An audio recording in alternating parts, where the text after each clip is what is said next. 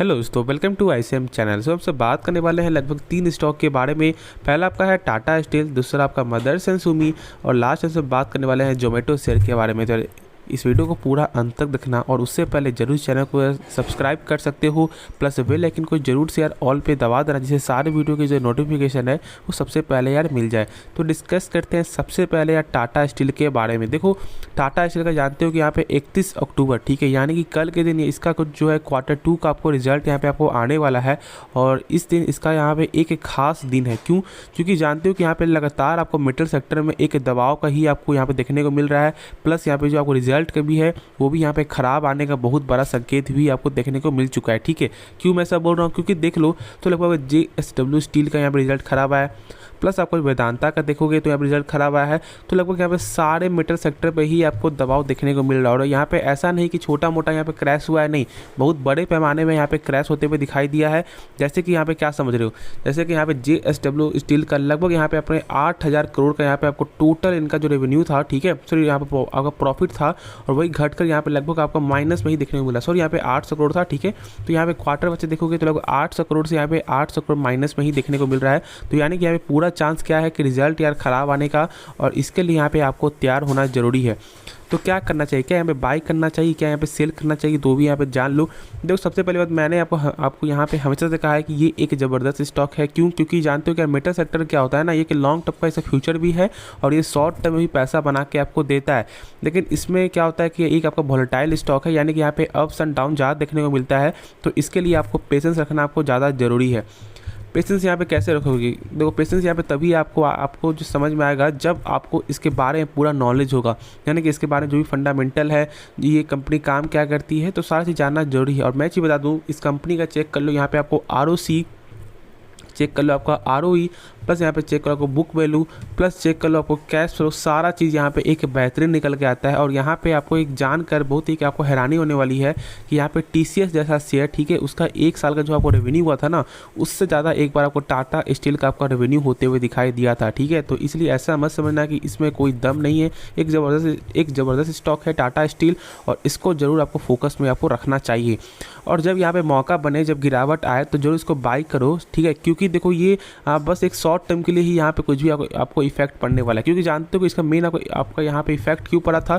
क्योंकि यहाँ पे आपका एक्सपोर्ट ड्यूटी जब चार्ज जब बढ़ा था ना, उसके कारण ही यहाँ पे आपको पूरे मेटल सेक्टर में ही दबाव निकल के आया था। लेकिन बहुत सारे आपका क्या माना था आपका एक्सपर्ट का कि यहाँ पे कोई फर्क नहीं पड़ा है, यहाँ पे आपको उसी तरह से आपको ऑर्डर मिल रहा है। नहीं, बिल्कुल भी आपको फर्क पड़ता है। ठीक है, जो चीज़ यहाँ पे आज आपको 100 रुपये मिल रहा है और यहाँ पे कल जब मिलेगा आपको 110 रुपये में, तो यहाँ पे आप क्या करोगे कि यहाँ पे उससे आप नहीं लोगे। और जब लोगे भी तो जो चीज़ का यहाँ पे, जैसे मान लो आपको 10 पार्ट यदि आपको ज़रूरत है, तो यहाँ पे आप मात्र 5 ही यहाँ पे आप बाई करोगे। ठीक है, तो इसलिए यहाँ पे सेल्स में कमी आते हुए तो दिखाई नहीं दिया है।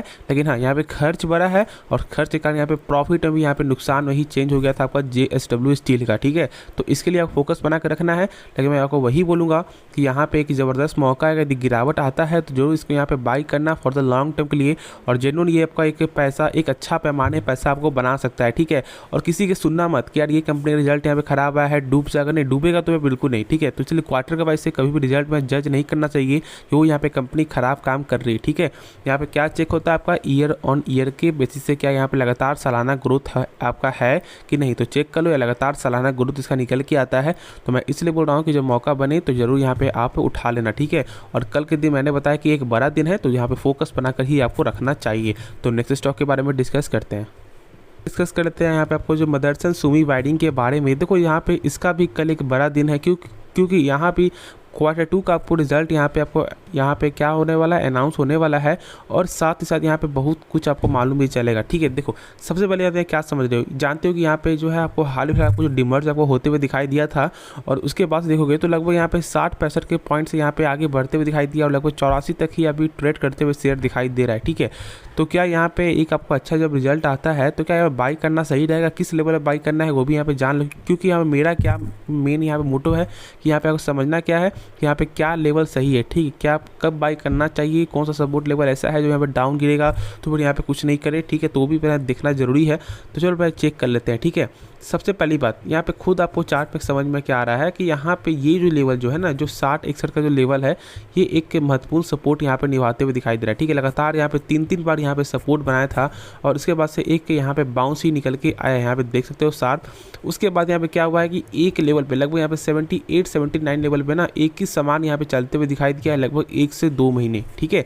अब यहाँ पे क्या समझ लो कि ये एक सपोर्ट बन गया है, ठीक है, एक सपोर्ट बन गया है। और इसको यहाँ पे क्या आपको ध्यान रखना है, 80 का प्राइस जो है ना, ये एक सपोर्ट है, ठीक है। 79 से लेकर लगभग 80 तक का यहाँ पे एक सपोर्ट है और इस सपोर्ट के यदि नीचे तोड़ता है तो फिर यहाँ पे डाउन जा सकता है और इस सपोर्ट के ऊपर चलता रहे तो फिर यहाँ पूरा चांस है कि इसका और ज़्यादा भी आपको हाई प्राइस आपको जा सकता है। लेकिन हाँ, उसके लिए आपको रिजल्ट का यहाँ पे आपको देखना होगा, रिजल्ट यहाँ पे किस तरह है, ठीक है, यहाँ पे रिजल्ट कैसा आया है उसके बाद ही होगा ऐसा। यदि आपको रिजल्ट खराब आता है तो जानते हो कि रिजल्ट खराब आने के बाद भी कभी कभी शेयर में तेज़ी आ जाती है और कभी कभी गिरावट भी आ जाती है, क्योंकि यहाँ पे गाइडेंस बहुत ज़्यादा आपका इंपॉर्टेंट आपको रखता है, ठीक है।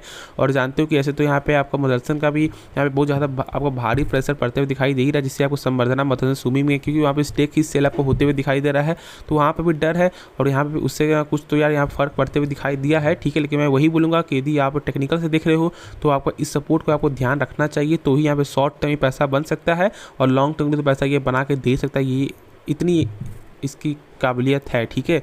मार्केट कैप देख लो तो लगभग 26 करोड़ आपका मार्केट कैप है, तो मार्केट कैप कोई छोटा मोटा मार्केट कैप नहीं, एक बेहतरीन कंपनी है और इसको इस लेवल पे ही आपको फोकस बना करके आपको रखना चाहिए।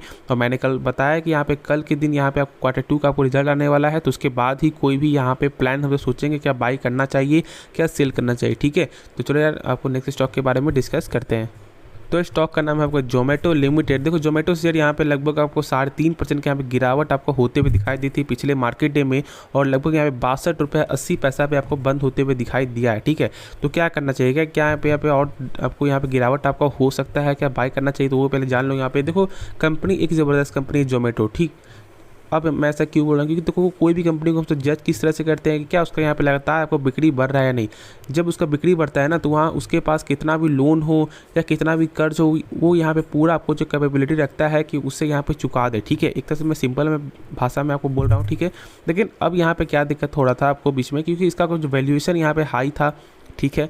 प्लस यहाँ पे आपको एक्सपर्ट का मानना भी क्या है कि इसका यहाँ पे ग्रोथ पॉसिबिलिटीज़ इसलिए है क्योंकि बहुत सारे अभी भी भारत के स्टेट में देखोगे तो गांव में देखोगे तो यहाँ पे बहुत सारे आपको स्टेट में जो आपको रेस्टोरेंट भी यहाँ पे नहीं है, ठीक है। रेस्टोरेंट भी देखोगे तो यहाँ पे एक गांव में यहाँ पे एक भी आपको रेस्टोरेंट यहाँ पे देखने को नहीं मिलता है। तो आप इसी बात से आप समझ सकते हो कि जब लॉन्ग टर्म में, जब आपको फ्यूचर में या 10 साल में बोलो या 5 साल बोलो या 2 साल में बोलो, जब यहाँ पे आपको जो रेस्टोरेंट जब आपको बनेगा, जब खुलेगा, तो फिर जोमेटो का भी काम बनने वाला है, ठीक। और ये काम बहुत ज़्यादा आपका एक्सपेंड होते हुए भी आपको दिखाई देगा। जैसे कि क्या अभी जैसे आपको 5G नेटवर्क जान रहे हो कि यहाँ पे सबको यहाँ पे लगभग जो बाहर के शहरों में मिलते हुए दिखाई दे रहा है, तो क्या और सब स्टेट में यहाँ पे देखने को क्यों नहीं मिल रहा है, ठीक है।